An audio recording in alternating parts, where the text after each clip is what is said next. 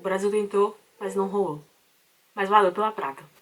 Olá, eu sou a Camila, você está no Sessão Feminina e no vídeo de hoje falaremos sobre a disputa do ouro entre Brasil e Estados Unidos. Mas antes de mais nada, peço por favor que você curta, comente, compartilhe, se inscreva aqui no canal, clica no sininho para não perder nenhuma notificação, se inscreve também nas redes sociais do Sessão Feminina que estão aparecendo aqui embaixo e se quiser e puder contribuir financeiramente com o canal, os meios estão aqui na descrição, beleza? Agora sim, bora pro conteúdo. Bom, nesse último fim de semana, né, no finzinho das Olimpíadas, teve a disputa do ouro entre seleção brasileira e seleção dos Estados Unidos. Um dia antes teve a disputa do bronze, em que deu a Alemanha, né? A Alemanha 1-0 na Espanha. E por mais que o Brasil tenha lutado, tenha feito de tudo, dado o seu melhor, os Estados Unidos ganharam de 1-0. Mas assim, esse vídeo tá saindo um pouco atrasado porque a final foi no sábado. Domingo foi dia dos pais e meu avô veio aqui visitar a gente, então eu preferi passar o dia dos pais com meu avô. Meu pai tava trabalhando, então por isso que eu não passei com ele, tá? Meu pai é muito presente, mas ele trabalha muito, então ele acabou indo trabalhar também. E eu tô gravando hoje, segunda-feira, pra fazer esse rescaldo do jogo, né? O que aconteceu, o que rolou. Claro, você já sabe o que aconteceu, você já sabe o que rolou, mas ainda assim eu vou trazer meu ponto de vista da partida. Como a gente pediu, né? Como a torcida pediu, não os caras que menosprezam a Marta. A torcida pediu para que ela começasse no banco. Por quê? Contra a Espanha, o Brasil foi muito bem sem ela.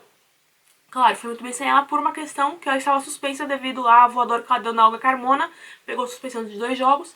Jogou então a quartas e semi sem ela. E o Brasil foi muito bem, principalmente na marcação, principalmente no trabalho sem bola. Então, a Marta ali, claro, gente, ela tem que sair da seleção como ela saiu, sorrindo, uma medalha no peito. Ah, é de prata, não importa, é uma medalha por tudo que ela fez, tudo que ela ainda fará pelo futebol, porque obviamente ela não vai morrer, né? Ela vai se aposentar da seleção ao final do ano.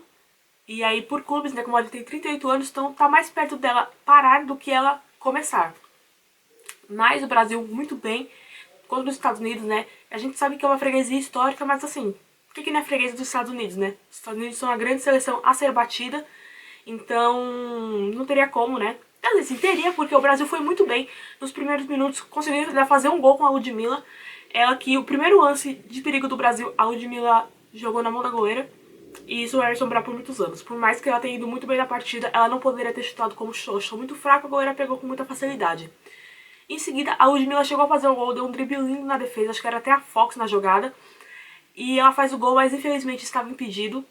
E aí teve o pênalti, o suposto pênalti. Assim, aqui entre nós, realmente não foi pênalti, porque a Adriana ela tropeça no próprio pé. Mas é uma questão interpretativa, então eu seguiria a narrativa de que sim foi pênalti. Mas assim, não foi mesmo, mas ainda iria piorar, porque o gol dos Estados Unidos não estava impedido.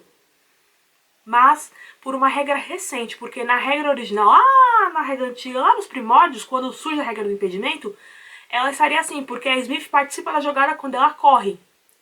Tá lá, a Swanson, né? A Swanson recebe a bola, eu não vou lembrar de quem agora, mas a Swanson recebe a bola e a Smith tá também na jogada. Então as duas estão à frente da bola, elas recebem e vão em velocidade.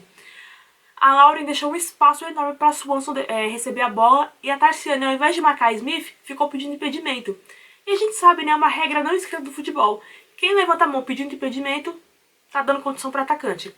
Mas mesmo a Smith não participando, não recebendo a bola, ela participa do lance. Então na regra antiga seria assim um gol impedido.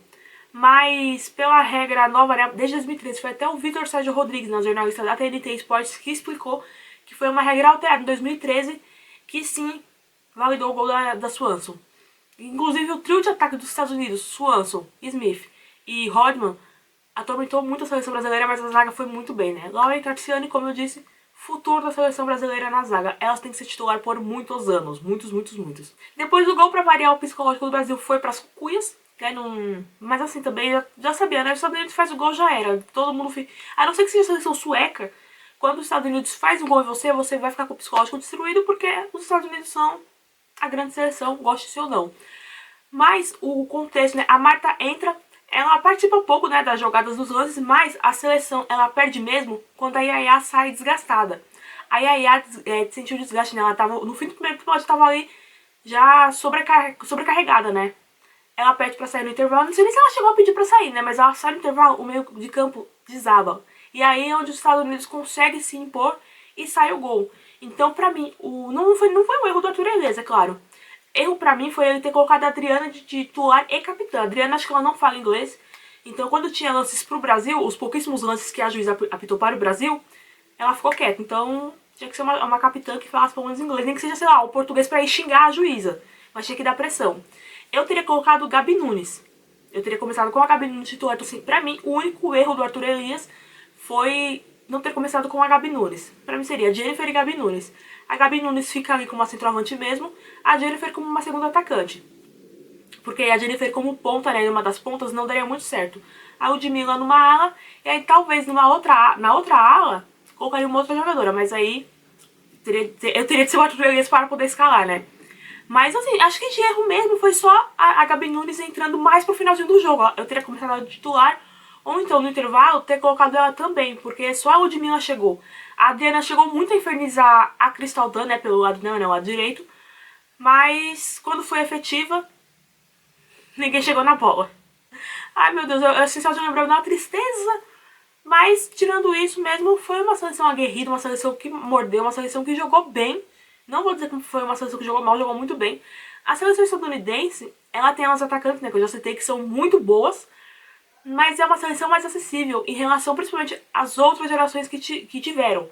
Pô, teve uma geração de Abby Wambach, de Kylie Lloyd, Christine Lilly, se a gente voltar mais atrás, Mia Hamm, se a gente voltar mais atrás, Alex Morgan, que ficou de fora. Tudo bem que a Alex Morgan ela já tá em declínio, né, na carreira, e que faz parte, né, não é uma crítica a ela, né, ela já tá mais perto do fim do que do começo de sua carreira.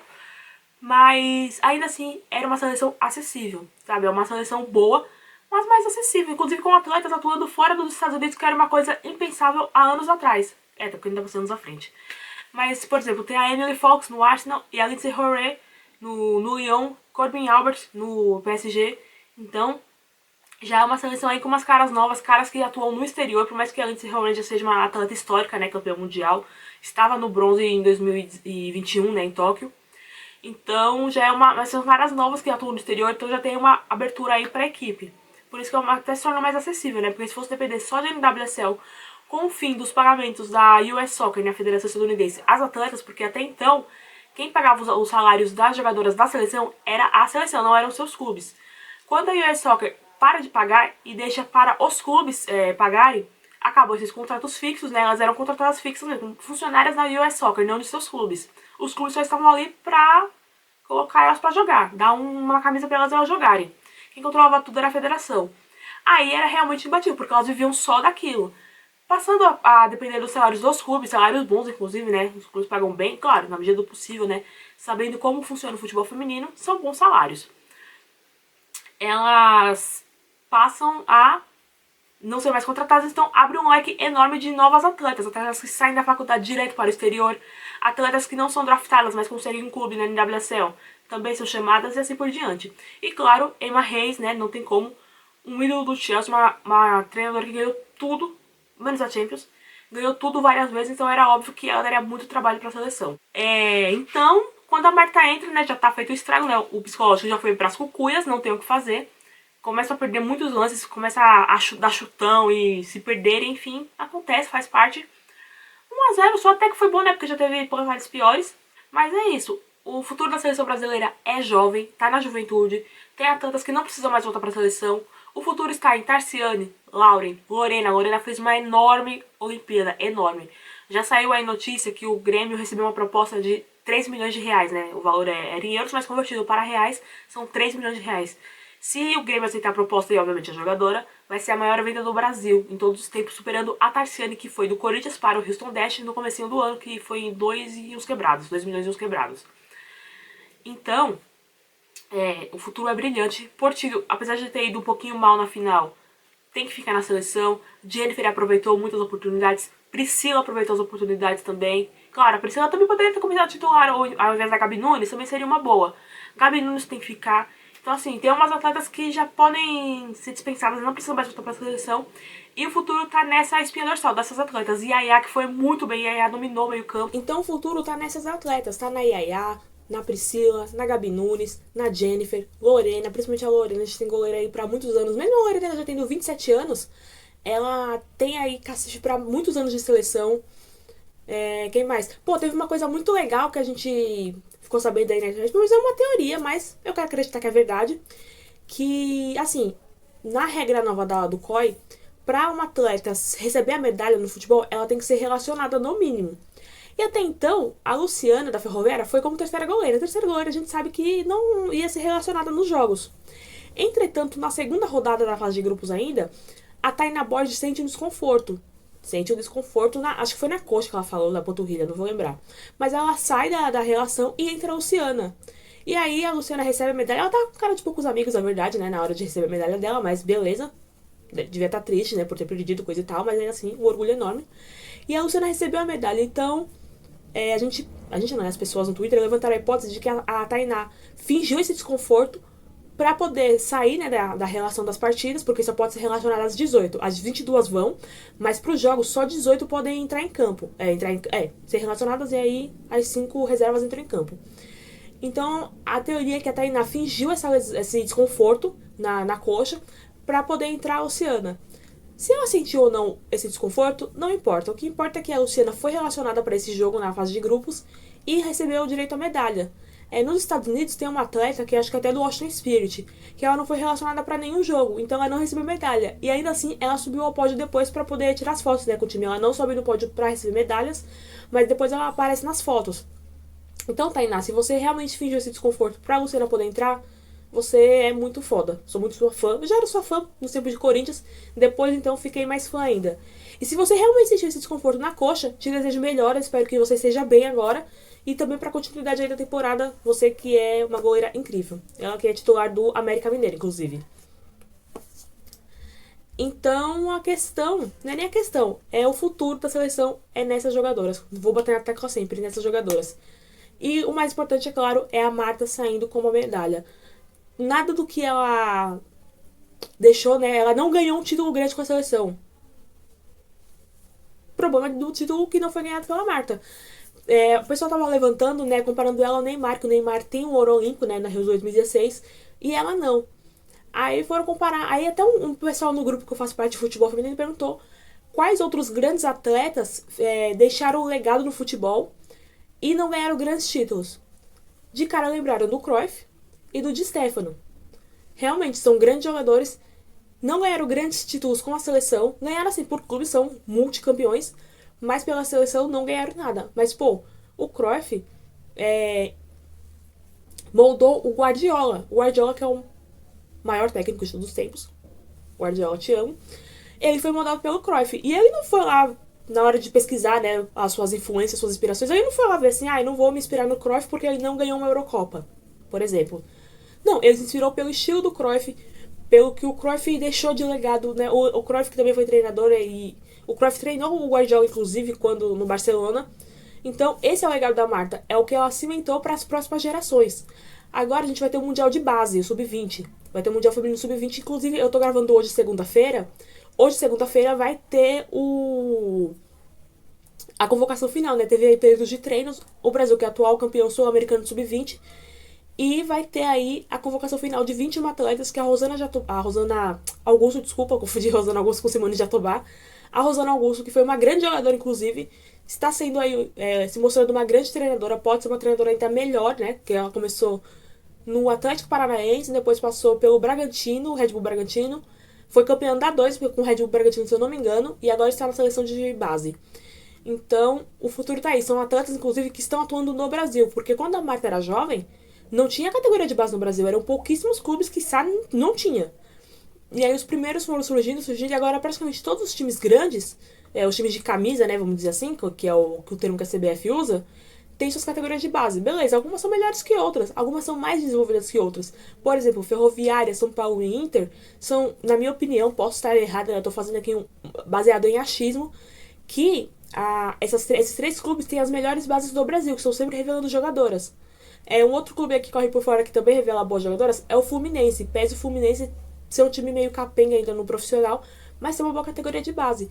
O meu Corinthians está chegando agora na categoria de base, mas já está colhendo os primeiros frutos. Já temos aí Brabinhas, né, que é o apelido da base feminina, que provavelmente serão convocadas. Inclusive tem chance de ter 2 Brabinhas na seleção sub-20, no Mundial. Isso nunca aconteceu antes com o Corinthians. O Corinthians teve grandes nomes no seu elenco, mas todos vindos formados em outros clubes. Tarciane, ela se consolidou no Corinthians, mas ela foi revelada em outro clube. O que é legal também trazer essas jovens de outros clubes para se consolidarem no Corinthians. Mas o mais legal ainda é ter brabinhas na seleção brasileira. E um dia, se tudo der certo, elas chegarão à seleção adulta. Isso é muito legal, ter representantes dos nossos clubes. Isso é incrível. Eu tava vendo quando saiu a final, né, o Brasil na final, o pessoal ficou comentando, a fulana saiu de tal clube, a ciclana de tal clube, a beltrana de tal clube. Isso é bem legal, porque os torcedores reconhecem que as suas atletas saíram dali. As atletas da seleção saíram dos seus clubes. Então, por exemplo, a Lorena fez a base, se eu não me engano, no esporte. Eu sei que ela sobe pro profissional do esporte, ela se profissionaliza pelo esporte. E eu tenho uma amiga que é torcedora do esporte, ela tava super orgulhosa. Pô, a Lorena saiu do meu time. Tudo bem, o Corinthians não revelou nenhuma atleta pro futebol nessa seleção principal, mas tem 6 atletas do Corinthians. Claro que a torcida do Corinthians vai se orgulhar também. Tem atletas do São Paulo, como a Lauren, como a Yaya. As atletas do Inter, reveladas pelo Inter. Acho que a Jennifer foi revelada pelo Inter, ou se profissionalizou pelo Inter, mas ela tem uma boa passagem no Inter. A Priscila, revelação do Inter. Então, os clubes brasileiros estão identificando as suas atletas na seleção, isso é muito legal.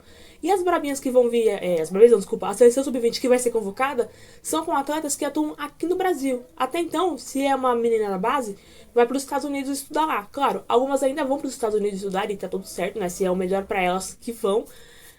Mas até então, era muito difícil ter uma categoria de base no Brasil para montar uma seleção de base. Agora já não tem mais isso. Pega os campeonatos da CBF, os campeonatos de base femininas da CBF, serem muito ruins. Eu digo muito ruins do ponto de vista ai meu Deus, como fala? Do ponto de vista de tabela, assim, a montagem do campeonato é muito ruim. Eu tenho que admitir que eu não acompanhava muito futebol de base do Corinthians. Passei a acompanhar quando eu entrei para a Central do Timão. Inclusive, sigam a Central do Timão aí em todas as redes sociais. É só procurar Central do Timão e você corintiano, você corintiana, vai se informar de tudo sobre o Corinthians. Tudo mesmo. Então, ao entrar para a Central do Timão, eu passei a acompanhar mais a base, né? Os jogos, os torneios. Eu sei tudo agora. Eu sei onde está cada categoria. O que joga em cada categoria. E o Campeonato Brasileiro Sub-17, por exemplo, já está na final. Ele começou mês passado e já está na final. Isso é muito grave, porque são pouquíssimos jogos para as atletas. O time que for campeão vai ter jogado 3 jogos da fase de grupos, uma semifinal ida e volta, né, que já dá 6 jogos, porque a fase de grupos é turno único, então são 3 jogos da fase de grupo, 2 semifinais e a final que é jogo único. Isso é muito pouco para uma categoria de base, para os clubes terem como movimentar suas atletas. Tudo bem, aqui em São Paulo tem o Paulistão Sub-17 que já é melhor organizado. Longe do ideal, mas melhor organizado. Outros estados não têm essa sorte, então fica bem mais difícil de captar talentos. Mas ainda assim, já tem alguma coisa. Antes não tinha nada. Então precisa ter as categorias de base nos clubes, ter os campeonatos de base nos clubes, e aí os melhores talentos serão prospectados tanto para o time profissional, como para as seleções de base, e que depois chegue a seleção profissional. Como Tarciane e Laura, novamente citadas, que foram pro Mundial Sub-20, ficaram em terceiro lugar na seleção brasileira e elas foram as titulares. E elas são a seleção principal. E a se não me engano, também estava na seleção do Mundial Sub-20, não tenho certeza agora. Mas é uma outra atleta que frequentou as seleções de base e hoje está na seleção principal, titular absoluta. Tanto que quando ela sai contra os Estados Unidos, o time desanda. E, novamente, sobre a Marta, é a maior de todas. O que ela não ganhou não abala o legado dela. Ela inspirou jogadoras de todo o mundo. Os Estados Unidos dariam a vida, dariam todos os seus títulos para ter uma Marta para chamar de sua. E olha que os Estados Unidos tiveram grandes nomes assim, enormes no futebol também. Mas nenhum desses nomes deixou um legado que a Marta está deixando. Isso é uma coisa importante pontuar. Por exemplo, Mia Hamm, Christine Lili, Brianne Scurry, etc. São grandes jogadoras. Foram grandes jogadoras, né? Porque já aposentaram, foram grandes jogadoras. São inspirações para as meninas dos Estados Unidos, mas não é a mesma coisa que a Marta. E ela tem 3 medalhas de prata, olha isso. 3 medalhas de prata a Marta tem. Isso nada paga, a história não paga. São 3 medalhas olímpicas. São 3 de prata. São 3 medalhas olímpicas.